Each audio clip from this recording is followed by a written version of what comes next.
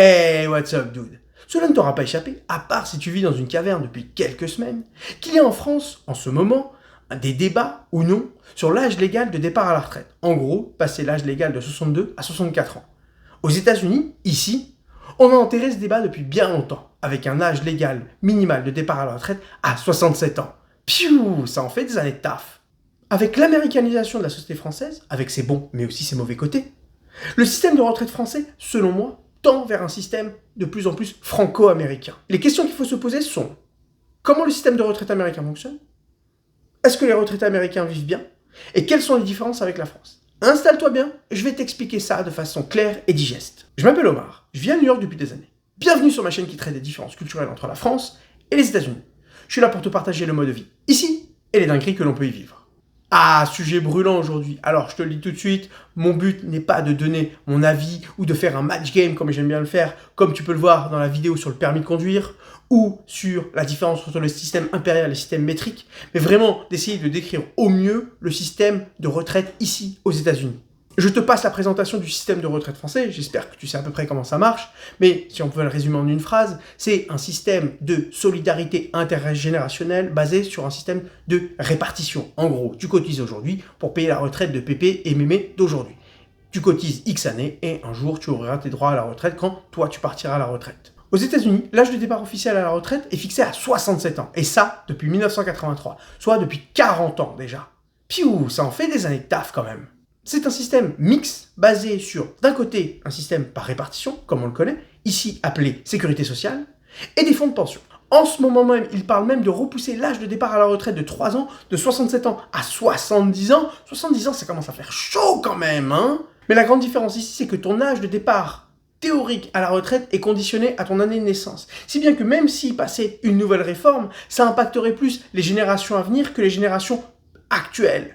Ça évite v'là des emmerdes si t'es un politicien et que tu veux faire passer ce genre de réforme. Ils sont pas bêtes les gars. Ok, je t'ai expliqué le système par répartition, un peu comme tu connais en France, un système plus, on va dire, basé sur l'État-providence, mais je t'avoue que je ne savais même pas que ça existait ici, car pour moi, le système de retraite aux États-Unis est synonyme de système de retraite par capitalisation. La grosse moula, c'est ça qu'on veut mec. Alors oui, il existe en parallèle du premier système, qu'on a vu le système par répartition, dit sécurité sociale, un système par capitalisation uniquement, qui répond au doux nom de 401k ou 401k. Ce nom un peu barbare, en fait, ça vient du tax code, donc du code des impôts si tu préfères. Comme tu peux l'imaginer, c'est un système qui a ses avantages, mais aussi ses défauts. Allez, c'est parti pour les avantages. J'ai listé 7 avantages. Le premier est que tu cotises sur la base de ton salaire avant impôt, le salaire brut, ce qui te permet de cotiser plus, par exemple si tu reçois un 13e mois et que tu sais que tu vas être imposé, je sais pas, 50% là-dessus, tu peux décider de mettre l'intégralité de ton salaire brut au lieu de ne toucher que la moitié de ton 13e mois. C'est pas mal quand même. Deuxièmement, tu choisis toi-même dans ce que tu veux investir. Généralement, tu as le choix entre des actions, des obligations, des titres de dette, voire des actifs moins risqués.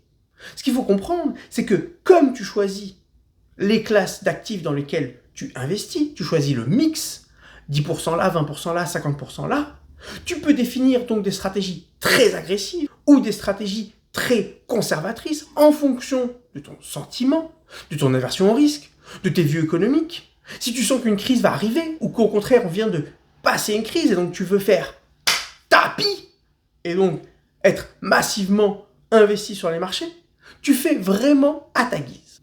Troisièmement, qui est un peu la conséquence des deux précédents points, et donc si tu es familier avec les investissements en bourse ou l'investissement en général, tu connais forcément l'effet snowball, l'effet boule de neige, si bien que, comme c'est un plan de retraite, donc tu dois l'imaginer sur 10, 20, 30, voire 40 ans de cotisation, tu vas bénéficier à fond de l'effet boule de neige de tes investissements.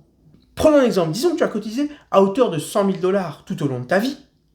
Tu peux aisément penser que tu vas ressortir avec un bénéfice de 50%, et donc 150 000 $ au moment de partir à la retraite. Cet exemple est purement fictif, ça peut être beaucoup plus, beaucoup moins. Ça, on le verra dans un autre point. Quatrième point, tu gères toi-même l'argent que tu veux placer tous les mois. Tous les mois, par exemple, tu peux décider le montant que tu vas allouer pour ton fonds de retraite. Si tu sais que tu as des grosses dépenses à venir, tu peux par exemple réduire la valeur, même mettre 0 pendant 6 mois, 1 an, 5 ans sur ton fonds de retraite, et après recommencer à remettre au pot une fois le moment décidé. Ce qu'il faut comprendre, c'est que c'est vraiment à ta guise. Tu fais exactement comme tu veux. Cinquième point, ton employeur t'offre généralement un match à hauteur de X% sur ton plan de retraite. Je m'explique. Ton employeur est celui qui te fournit ce plan de retraite. Donc toi, tu cotises de ton côté, à hauteur que tu veux, sur la classe d'actifs que tu veux, en action, en obligation, tu fais ce que tu veux, comme on a vu. Mais ton employeur aussi, pour t'inciter, ça fait partie des benefits, comme on dit ici. Les benefits, c'est un peu les avantages que les employeurs te fournissent pour que tu viennes travailler chez eux. On est dans un marché assez compétitif ici. Et donc justement, pour faire la différence entre certains employeurs, certains vont te proposer des meilleurs benefits que d'autres. Mais laisse-moi en commentaire si tu veux que je te fasse une vidéo sur l'emploi aux États-Unis. Et donc, ton employeur va matcher à hauteur de X%, généralement entre 2 et 5%.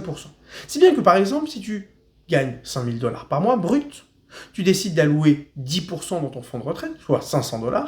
Donc, ton employeur va contribuer à hauteur de 250 $, qui correspond à 5% des 5 000 $ que tu gagnes. Sixième point, tu peux utiliser cet argent comme apport pour acheter ton logement, maison, appartement, du moment que c'est ta résidence principale. En gros, sous certaines conditions, aux États-Unis, on te demande généralement 20% d'apport pour acheter ton appartement, ta maison. Si bien que, s'il te manque de l'argent, tu peux alors piocher dans ton fonds de retraite pour compléter ton apport. Attention, si tu pioches dedans, il va falloir rembourser avec intérêt. Hey, États-Unis, baby. Septième point, qui rejoint le sixième point, mais qui est quand même différent, tu peux utiliser ton fonds de retraite comme un fonds de réserve de valeur. Je m'explique. Si par exemple tu as des imprévus, je ne sais pas, que tu tombes malade, que tu as des grosses dépenses à venir, que tu perds ton emploi et que par exemple tu n'arrives plus à rembourser ton crédit immobilier, ton logement, et donc tu vas être sous le coup d'une éviction, pour éviter cela, tu peux piocher dans ton fonds de retraite comme de l'argent qui est disponible pour pouvoir justement faire face à ces coups de jeu. Même si à terme tu devras rembourser avec intérêt. Mais bon, quand même, ça peut te permettre de te sortir de situations plutôt tendues et franchement, c'est plutôt bienvenu. Donc en termes d'avantages, c'est criant, tu as une liberté d'action sur le montant à investir, sur ce que tu veux investir, comment tu veux l'investir. Tu peux aussi te servir de cet argent en cas de pépin. Ça peut te servir aussi pour apport personnel pour acheter ton logement. C'est vraiment pas mal quand même. Avant que l'on passe aux inconvénients, si tu aimes la vidéo, que tu trouves les explications de qualité, abonne-toi à la chaîne, bastonne le pouce bleu, active la cloche, comme ça tu seras prévenu de la sortie de ma prochaine vidéo. Ok, je viens de t'expliquer les avantages, mais tu te doutes bien qu'il y a aussi des inconvénients à ce système.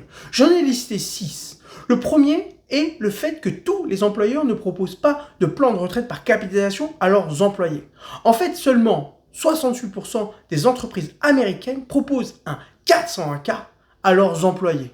Si bien que un tiers des employés américains ne bénéficient pas justement de ce système de retraite par capitalisation. Donc généralement, ça va être des petites boîtes ou des startups et ça va toucher aussi les employés les plus précaires, justement ceux qui en auraient le plus besoin une fois à la retraite. Les choix sont quand même limités, alors pour nous Français ça paraît déjà bien entre les actions, les obligations, les titres de dette, mais certains Américains auraient aimé avoir une étendue de possibilités d'investissement beaucoup plus grande, je dirais des investissements plus exotiques. Vraiment, ici, certains n'ont pas froid aux yeux et aiment investir dans des actifs ultra risqués.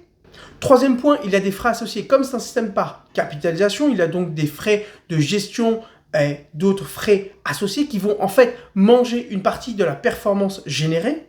Point numéro 4, point super important, tu peux perdre une partie ou la totalité du capital investi dans ton fonds de pension en fonction de ce qui se passe sur les marchés et ou dans ta boîte. Je m'explique, si tu es indexé 100% sur le marché action et qu'une crise survient assez brutalement, tu peux perdre 20, 30, 40, voire même 50% de ton capital très rapidement, comme c'est survenu pendant la crise des subprimes ou plus récemment pendant le Covid. Moi personnellement, j'ai perdu en quelques semaines 30% du capital investi. Alors oui, il faut avoir le cœur accroché dans ce cas-là.